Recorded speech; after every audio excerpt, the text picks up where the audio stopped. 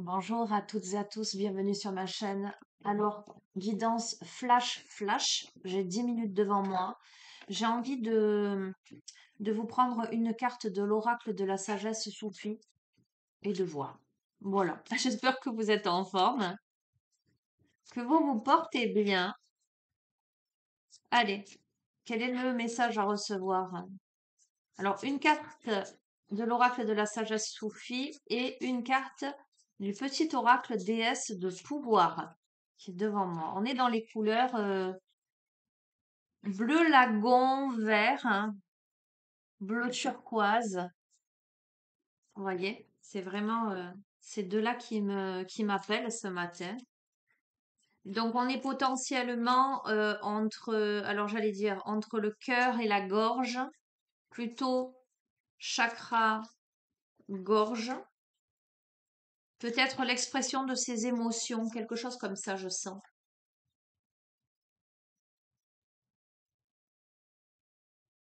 Allez,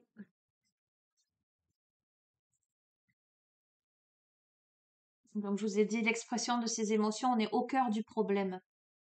Unifier les chemins de la vie dans le cœur. D'accord, je vous montre le visuel de cette carte. Je ne sais pas si vous voyez bien. Là, nous avons un personnage assis de dos et là, un grand personnage, un ange en fait. Au cœur du problème. On a quelqu'un là qui est assis sur ce rocher. Alors, c'est une femme.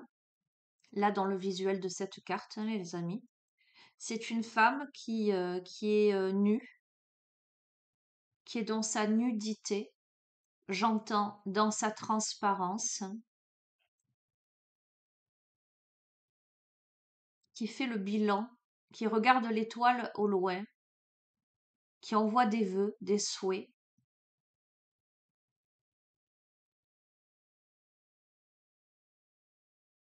qui est en pleine remise en question là.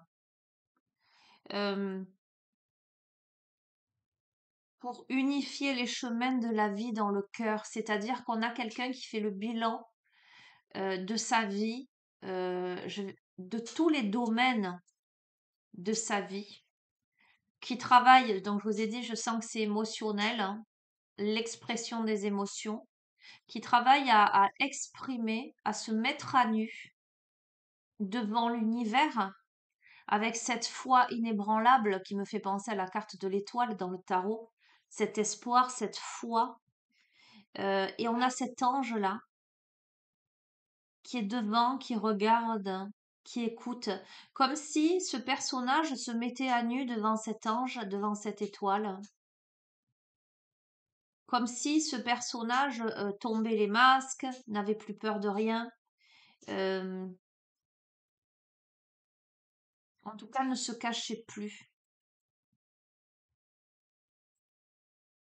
On a la princesse Maïs, déesse de la récolte.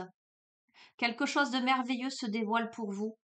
Les graines que vous avez plantées et cultivées se concrétisent. Faites de la place dans votre cœur, dans votre âme et dans votre quotidien pour ces bénédictions. Il est temps de passer de l'effort à la récompense. Préparez-vous à vous régaler sans fin de la corde d'abondance qui vous attend maintenant, les amis. Écoutez, au cœur du problème, cette femme, alors je dis cette femme parce que, voilà, euh, ce profil, hein, ce profil est yin. Vous pourriez être un homme avec une sensibilité très yin, avec cette notion d'émotion. Si vous êtes un homme et que vous êtes le genre d'homme à fleur de peau, à travailler sur votre émotionnel, etc., oui, ce tirage vous concerne. Ok? Il y a ce profil très intuitif, très, très émotionnel, mais aussi très réfléchi, j'entends.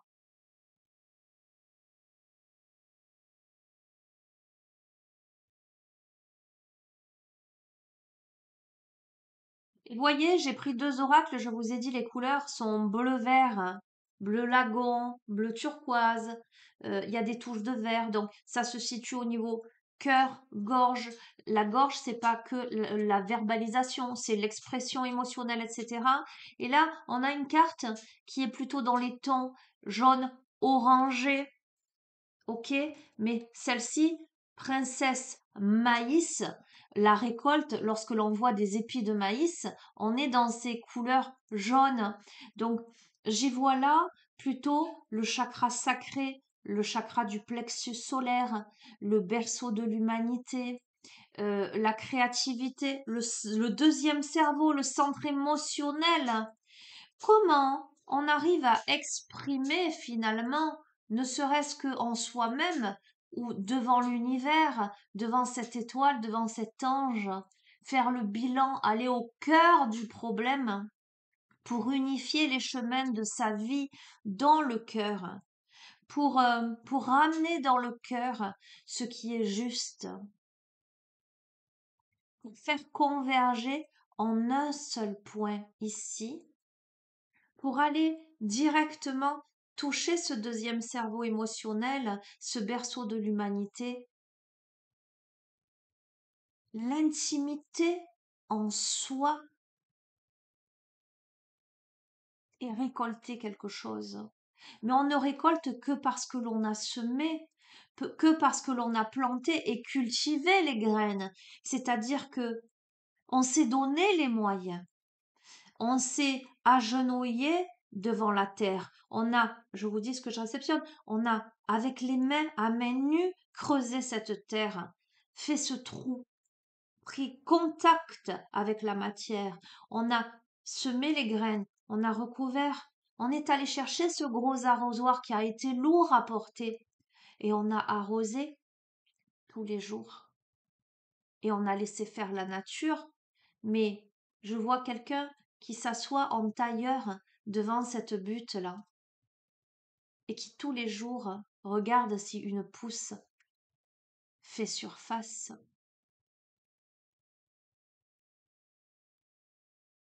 Et on a l'épi de maïs. Et l'épi de maïs, c'est pas rien. On vous parle de maïs, on vous parle pas d'une fleur, hein. On vous parle pas de, on vous parle de quelque chose qui est comestible, mais encore quelque chose qui est comestible sous différentes formes. Le maïs, l'épi de maïs peut être consommé comme ça, cuit dans l'eau, grillé, mais il peut être aussi séché. On peut en faire du pop-corn selon le mode de cuisson. On peut en faire de la farine. On peut en faire de la semoule du maïs. Du coup, on peut transformer, on peut en faire du pain, on peut en faire des gâteaux, on peut en faire tout un tas de choses. Le maïs, il est multipotentiel, j'entends.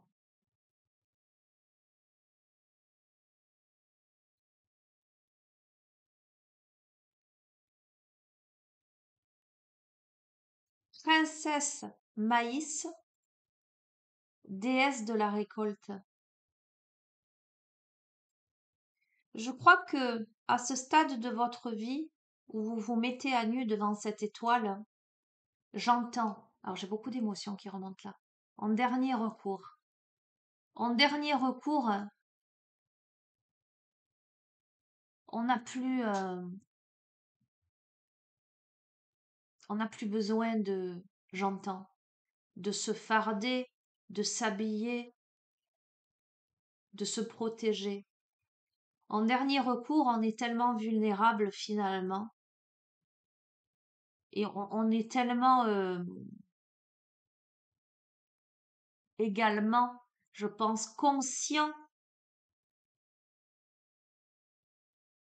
Je vois quelqu'un qui a cheminé et qui, sur son trajet, sur sa route, s'est dépouillé de ses vêtements. Alors vraiment, je capte ça. Euh, cette personne qui va rencontrer le mendiant qui a froid, elle va lui donner sa veste. Elle va avancer. L'autre qui a très mal aux pieds, elle va lui donner ses chaussures. Et ainsi de suite.